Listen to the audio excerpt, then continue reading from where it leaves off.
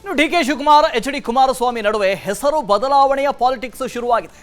Name change ಪಾಲಿಟಿಕ್ಸ್ನಲ್ಲಿ DCM D K Shivakumar ಗೆದ್ದಿದ್ದಾರೆ. ರಾಮನಗರ ಹೆಸರನ್ನ ಬದಲಾವಣೆಯ ಬೆನ್ನಲ್ಲೇ ಎಚ್ ಡಿ ಕುಮಾರಸ್ವಾಮಿ ಹೊಸ ಬಾಂಬ್ ಸಿಡಿಸಿದ್ದಾರೆ. ರಾಮನಗರ ಹೆಸರು ವಾಪಸ್ ತರ್ತೀವಿ ಅಂತ ಎಚ್ ಡಿ ಕುಮಾರಸ್ವಾಮಿ ಹೇಳಿದ್ದಾರೆ. ಅಚ್ಚರಿ ಮೂಡಿಸಿದೆ ಕೇಂದ್ರ ಸಚಿವ ಕುಮಾರಸ್ವಾಮಿ ಅವರ ಹೇಳಿಕೆ.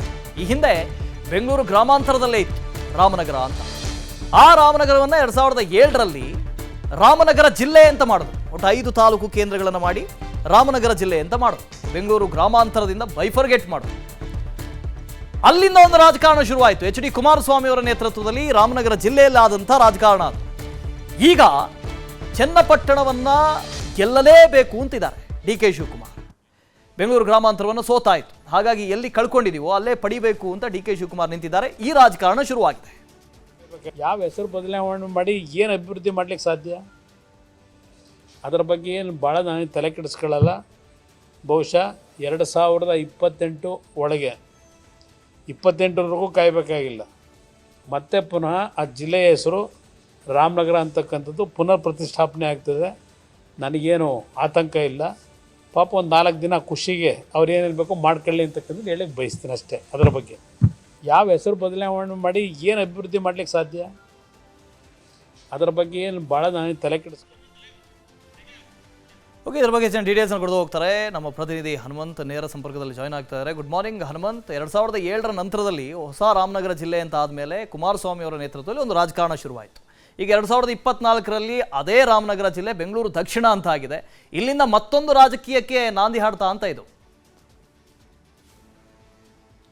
ಖಂಡಿತ ವಾಸುದೇವ್, ರಾಮನಗರ ರಾಜಕಾರಣ ಏನಿದೆ ಅದು ರಾಜ್ಯ ಮಟ್ಟದಲ್ಲೂ ಮತ್ತು ರಾಷ್ಟ್ರ ಮಟ್ಟದಲ್ಲೂ ಕೂಡ ಸದ್ದು ಮಾಡುವಂಥ ಲೆಕ್ಕಾಚಾರಗಳು ಸಾಕಷ್ಟು ಶುರುವಾಗಿರುವಂಥದ್ದು. ಯಾಕೆಂತಂದು ಹೇಳಿದ್ರೆ ಅಲ್ಲಿ ರಾಮನಗರ ಯಾರು ಮಾಡಿದ್ದು ಅನ್ನೋಂಥ ಪ್ರಸ್ತಾಪ ಅಂತ ಆದಾಗ ಸಹಜವಾಗಿಯೇ ಎಚ್ ಡಿ ಕುಮಾರಸ್ವಾಮಿ ಅವರು ಅದನ್ನು ನಿರ್ಮಾಣ ಮಾಡಿದ್ರು ಮತ್ತು ರಾಮನಗರ ಜಿಲ್ಲೆಯನ್ನು ರಚನೆ ಮಾಡಿದ್ರು ಅನ್ನೋಂತಹ ಆ ಒಂದು ಪ್ರತೀತಿ ಈಗಲೂ ಕೂಡ ರಾಮನಗರ ಜಿಲ್ಲೆಯಲ್ಲಿರುವಂಥ ಕಾರಣಕ್ಕಾಗಿ ಅಲ್ಲಿ ರಾಜಕೀಯವಾಗಿ ಒಂದಷ್ಟು ಲಾಭಗಳು JDS ಪಾಳ್ಯಕ್ಕೂ ಮತ್ತು ಎಚ್ ಡಿ ಕುಮಾರಸ್ವಾಮಿ ಅವ್ರಿಗೂ ಕೂಡ ಸಾಕಷ್ಟು ಆಗಿತ್ತು.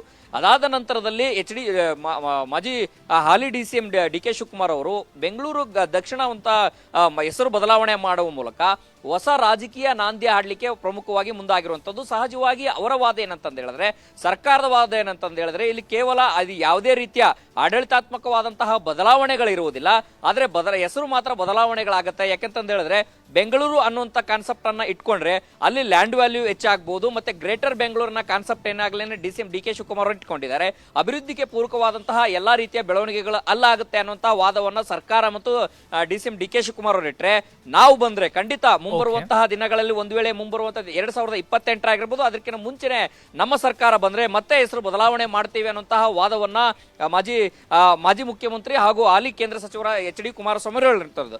ಒಟ್ನಲ್ಲಿ ಇಬ್ಬರ ನಡುವೆ ಕುಮಾರಸ್ವಾಮಿ ಅವರು ಆಗಿರ್ಬೋದು, ಡಿ ಕೆ ಶಿವಕುಮಾರ್ ಅವರ ನಡುವೆ ಆಗಿರ್ಬೋದು, ರಾಮನಗರ ರಾಜಕಾರಣದಲ್ಲಿ ಹಿಡಿತವನ್ನು ಸಾಧಿಸುವಂತ ಒಂದಷ್ಟು ಪಾಲಿಟಿಕ್ಸ್ ಜೋರಾಗಿರೋ Vasudev. Okay, thank you Hanumanth. ಅನುಕ್ಷಣದ ಸುದ್ದಿಗಳಿಗಾಗಿ Vistara news YouTube channel subscribe ಮಾಡಿ. ಹೊಸ ಸುದ್ದಿಗಳ ನೋಟಿಫಿಕೇಶನ್ಗಾಗಿ ಬೆಲ್ ಐಕಾನ್ ಕ್ಲಿಕ್ ಮಾಡಿ. ಲೇಟೆಸ್ಟ್ ಅಪ್ಡೇಟ್ಸ್ಗಾಗಿ www.vistaranews.com ವೆಬ್ಸೈಟ್ಗೆ ವಿಸಿಟ್ ಮಾಡಿ. ಅಂಗೈಯಲ್ಲೇ ಜಗತ್ತಿನ ಸುದ್ದಿ ತಿಳಿಯಲು Vistara news Kannada app download ಮಾಡಿ.